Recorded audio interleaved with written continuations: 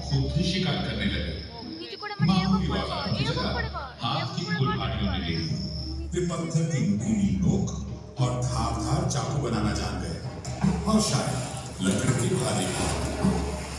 Evolution यानी उत्विकास की प्रक्रिया पहले की तरह जारी रही। हजारों सैकड़ों सालों के दौरान हमारे पूर्वज अफ्रीका के बाहर यूरोप और एशिया में फैल गए। होमो हाइड्रोबेंगेंसिस से कई नई संबंधित प्रजातियां विकसित हुई। उनकी शारीरिक विशेषताएं एक समान थी, लेकिन उनमें से कोई भी आधुनिक मानव की तरह नहीं था। इन प्रजातियों में हम सबसे ज्यादा होमो निएंडरथालेंसिस यानी निएंडरथॉल के बारे में जानते हैं, जो हमारे सबसे करीबी विलुप्त रिश्तेदार हैं। उनके शरीर छोटे और गठीले थे और वे ठंड सह सकते थे। उनके कंधे चौड़े, हाथ छोटे और नाक काफी बड़े थे। वे आदिम पोशाक पहनते थे। वे पहले से बेहतर औजारों का इस्तेमाल करते थे और पत्थर काटने से पहले औजार का आकार तय कर लेते थे। वे शायद किसी आदिम भाषा में बातचीत करते थे। और सबसे महत्वपूर्ण बात यह कि उन्होंने आग जलाना और उसका इस्तेमाल करना सीख लिया था। हमारे पास निएंडरथॉल के समय के पुरातत्व प्रमाण ज्यादा है। निएंडरथॉल की जीवाश्मिक हड्डियों की फ्रैक्चर और जख्मों से हमें पता चलता है कि इनके जीवन मुश्किल भरे थे। लेकिन ऐसे भी उदाहरण हैं जिनसे पता चलता है कि उनकी उम्र लंबी भी हुआ करती थी। निएंडरथॉल और उनसे संबंधित प्रजातियों का लाखों साल तक अफ्रीका के बाहर दबदबा था।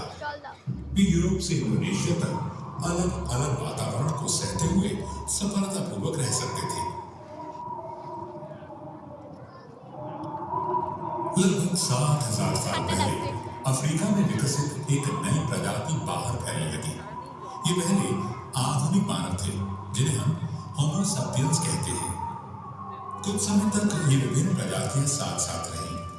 हमारे पास साक्ष्य हैं कि वे संकरित थे और विचारों का आदान प्रदान करते थे, जैसे गहने बनाने और इन्हें पहनने के तरीकों के बारे में। उन्होंने पोशाक के लिए जानवर की खाल का इस्तेमाल किया होगा। फिर निएंडरथॉल लुप्त होने लगे, शायद इसलिए क्योंकि उनके मांसपेशियों वाले शरीरों को जरूरत पड़ती थी अधिक भोजन की। आधुनिक मनुष्य लंबे लेकिन कम वजन के थे। उनके बच्चे देर से वयस्क होते थे, इससे उन्हें विकसित होने और सीखने के लिए ज्यादा समय मिलता था। उनमें चिंतन की क्षमता आ गई थी। वे निएंडरथॉल की तुलना में बेहतर तरीके से शिकार और भोजन इकट्ठा कर सकते थे। उन्होंने हैंडल युक्त औजार, बेहतर भाले, छेद वाली सुई, हाथों और गहने बनाए।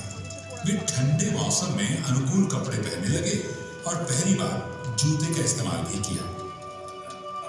उन्होंने प्रजनन के प्रतीक में महिलाओं की मूर्तियों की नक्काशी की, गुफाओं में चित्र बनाए और हाथी के दांतों या चिड़ियों की हड्डियों से बांसुरी बनाई।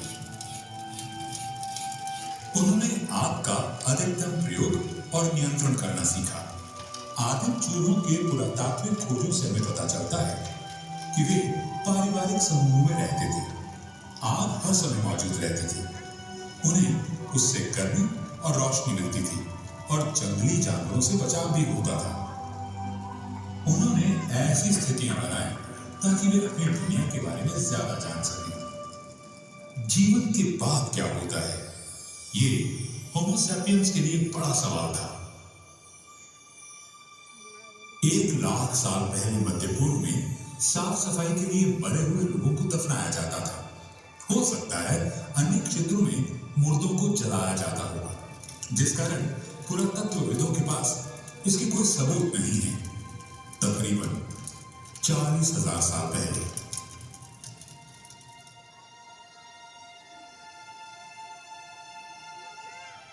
होमो सैपियंस ने इस प्रक्रिया में कुछ रस्मों को शामिल किया, मसलन शवों को सजाना और कब्र में प्रतीकात्मक वस्तुओं को रखना। लगभग 10,000 साल पहले मानव इतिहास में एक नया अध्याय खुला। कृषि और पालतू जानवरों के साथ बसा हुआ मानव समुदाय। इस समय से हमें मिट्टी के बर्तनों के सबूत मिले हैं जो खाना पकाने और उसे रखने के लिए इस्तेमाल होते थे।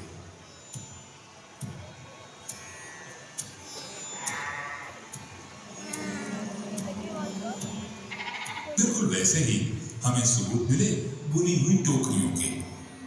औजार और हथियार बनाने के लिए धातु कार्य भी प्रचलित था। मानव अपने अस्तित्व के सवालों का जवाब ढूंढने के लिए चित्रों, गीत संगीत और लिखित शब्दों के प्राचीन रूपों का इस्तेमाल करता था। शिकारी गांवों में बसने लगे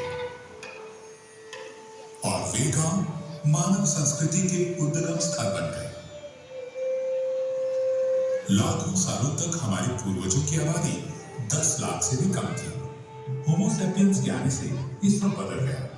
हम दुनिया के हर कोने में फैल गए।